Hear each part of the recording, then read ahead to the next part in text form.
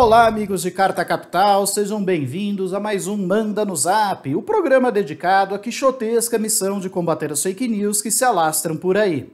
Neste episódio, o último da temporada regular, antes da entrega do magnífico troféu Bezerro de Ouro, as fake news mais estúpidas de 2021, nós falaremos sobre a reprimenda de Jair Bolsonaro aos técnicos da Anvisa, que ousaram, vejam só o absurdo, liberar o uso de uma vacina segura para proteger as crianças do coronavírus. Criança é coisa muito séria, é inacreditável. Desculpa aqui, o que a Anvisa fez. O programa também aborda a estranhíssima operação da Polícia Federal contra o presidenciável Ciro Gomes. A história está tão mal contada que até mesmo a cúpula da corporação proibiu o delegado de dar aquela tradicional coletiva de imprensa após o cumprimento dos mandados de busca e apreensão contra o ex-ministro e ex-governador do Ceará. Falaremos também sobre a carência da militância bolsonarista. Lula 2022! Depois de a revista Time não respeitar a votação eletrônica e não auditada que elegeu Bolsonaro a personalidade do ano, a turma espalhou por aí que o piloto Max Verstappen dedicou o seu título da Fórmula 1 ao ex-capitão e, não contente, ainda posou para fotografias com uma camiseta com a imagem dele. Só faltou fazer a arminha com a mão.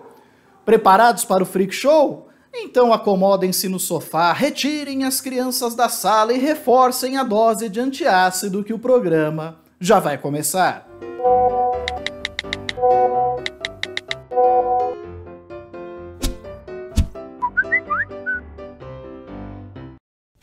Na minha tenra adolescência, o filme Feitiço do Tempo era um clássico da sessão da tarde. Na trama, o repórter do clima interpretado por Bill Murray acorda todas as manhãs no mesmo dia. No caso, o Dia da Marmota, celebrado pelos norte-americanos em 2 de fevereiro, durante um tradicional festival realizado na Pensilvânia. Segundo a tradição nativa, este animalzinho tem a incrível habilidade de prever se o inverno será longo ou curto.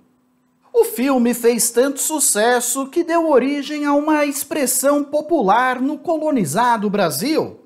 Toda vez que um acontecimento desagradável se repete muitas vezes, os jovens da minha geração dizem estar no Dia da Marmota. E hoje, ao preparar o programa, eu reparei que estava numa espécie de Dia da Marmota, mas um tanto diferente. Na verdade, eu reparei estar num ano da marmota. Vejam só que curioso.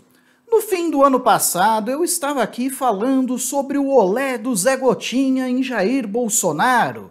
E cá estou eu, no último episódio de 2021, falando sobre a enésima pataquada do ex-capitão para sabotar a campanha de imunização contra a Covid-19 no Brasil.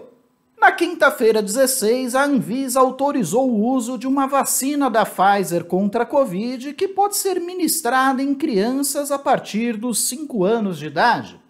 Qualquer governante, no pleno gozo de suas faculdades mentais, celebraria a notícia, afinal, mais brasileiros poderão se proteger do vírus. Mas esse não é o caso de Jair Bolsonaro. O ex-capitão ficou irritadíssimo. Como assim vacinar as nossas criancinhas? Isso é coisa de comunista, como este senhor José Gota, um vagabundo que desde os anos 80 não trabalha, só fica por aí falando em salvar as crianças da polio.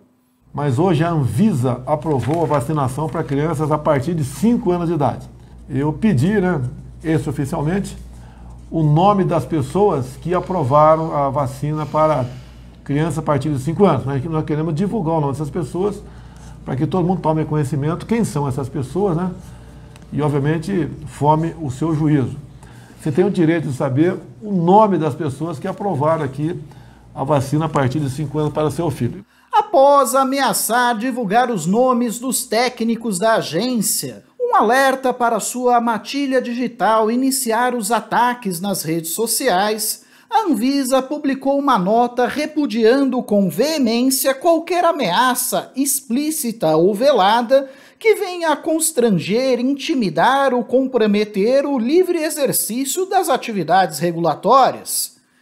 E pensam que os funcionários da Anvisa ficaram acuados na defensiva, com medo das ameaças do capitão? Que nada, eles foram para as redes sociais mostrar que Bolsonaro é um leão desdentado, pode rugir à vontade, não bota medo em ninguém. A semana também ficou marcada com a estranhíssima operação da Polícia Federal contra o presidenciável Ciro Gomes. Não cabe a mim fazer a defesa do ex-ministro, mas reparem só nas pontas soltas dessa história. Primeiro, os fatos investigados se referem à construção do Castelão para a Copa de 2014. Passaram-se, portanto, mais de 7 anos. Porque só agora, há 10 meses das eleições, a turma resolveu fazer uma operação. E quem seria estúpido o suficiente para guardar em casa provas contra si mesmo por tanto tempo? Segundo ponto, à época dos fatos, Ciro Gomes não ocupava qualquer cargo público. Sua participação na trama seria no máximo incidental pelo fato de ser irmão do então governador Cid Gomes. Então, surge a segunda pergunta. Por que então essa operação espetaculosa sem antes convocar os investigados para depor? Curiosamente, o mandado de busca e apreensão foi autorizado pelo juiz Danilo Dias Vasconcelos de Almeida, da 32ª Vara Federal Criminal do Ceará. O jovem magistrado só havia ganhado notoriedade anteriormente por conta de uma sentença na qual inocentou um homem que negou o Holocausto nazista e ainda responsabilizou os judeus pela pandemia do coronavírus. Não se pode censurar ninguém, liberdade de expressão, pontuou o jovem juiz. Mais curioso ainda, a operação foi deflagrada pouco depois que o ex-juiz Sérgio Moro entrou na corrida presidencial, tentando se firmar como a principal alternativa da chamada terceira via contra concorrentes como Ciro Gomes. Estaria o ex-magistrado contando com a mão amiga dos lavajatistas espalhados pelo país? Enfim, a história está tão mal contada que até a cúpula da Polícia Federal resolveu vetar a tradicional coletiva de imprensa após a operação. Uma medida que, a bem do Estado democrático de direito, talvez devesse se estender a todos os casos, até para evitar que o sistema judicial seja utilizado para finalidades políticas. Se o objetivo da turma era causar prejuízos à imagem de Ciro, talvez o tiro tenha saído pela culatra. A maior parte dos veículos de comunicação não embarcou na história, viu com estranheza toda essa operação. E o episódio ainda serviu para distensionar a tormentosa relação de Ciro com Lula.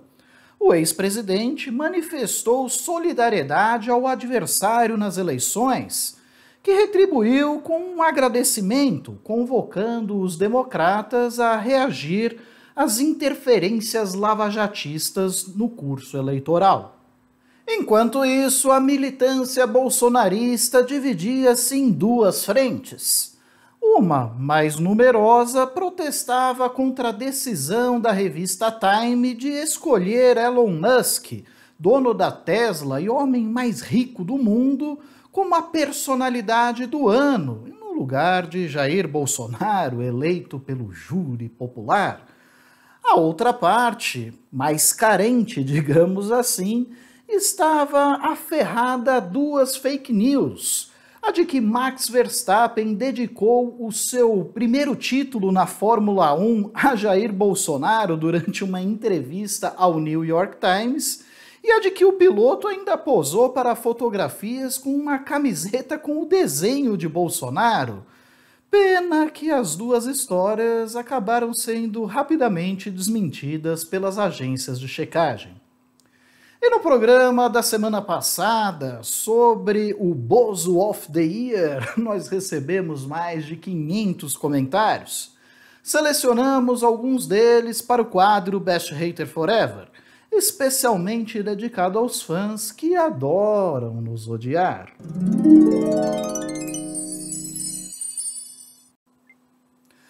O Gilson esclarece: a foto na Time não significa nada, o que significou foi a quantidade de votos. O recado foi dado, né? Sim, o recado foi dado. A militância bolsonarista conseguiu coletar 2 milhões de votos a favor de Jair Bolsonaro em uma enquete online que permitia aos usuários votar várias vezes no mesmo candidato. Então, eu agradeço quem votou em mim. Quem não votou, eu peço que entre no site da Times e vote. Pena não conseguir fazer o mesmo feito para coletar as assinaturas necessárias para a criação do partido de Bolsonaro, não é mesmo? Infelizmente, o TSE insiste em conferir a assinatura e o CPF de todos os eleitores. E o Jorge acrescenta: essa revista Time não vale o papel em que foi impressa. Bem, meu caro, não era bem isso que pensava a turma do governo até pouquíssimo tempo atrás, não é mesmo? O presidente acabou de ganhar mais uma eleição. A eleição popular da Time, com mais de 2 milhões de votos, ele foi escolhido a personalidade do ano em 2021. Na revista Time. Quem votou em mim, muito obrigado aí. Votaram bem. Já a Malu pergunta: vocês acham que os comunistas da Time iriam pôr o presidente? Mostra que Bolsonaro está no caminho certo. Tem toda a razão, Malu. Não por acaso os editores da Time optaram por estampar na capa o trilhardário empresário Elon Musk. Evidentemente, não existe nada mais comunista do que fazer uma homenagem a um proeminente capitalista. Bom, pessoal, por hoje é só. Eu agradeço muito a audiência de todos. Se você gostou desse vídeo, seja generoso, curta, compartilhe, se inscreva em nosso canal. Não esqueça de tocar essa sinetinha aí embaixo para receber as nossas notificações. E claro, assine Carta Capital. Há várias opções disponíveis, uma delas deve caber no seu bolso. E não percam, na próxima semana, a entrega do troféu Bezerro de Ouro, especialmente dedicado às fake news mais estúpidas de 2021. Você não vai perder essa, vai? Até mais, pessoal!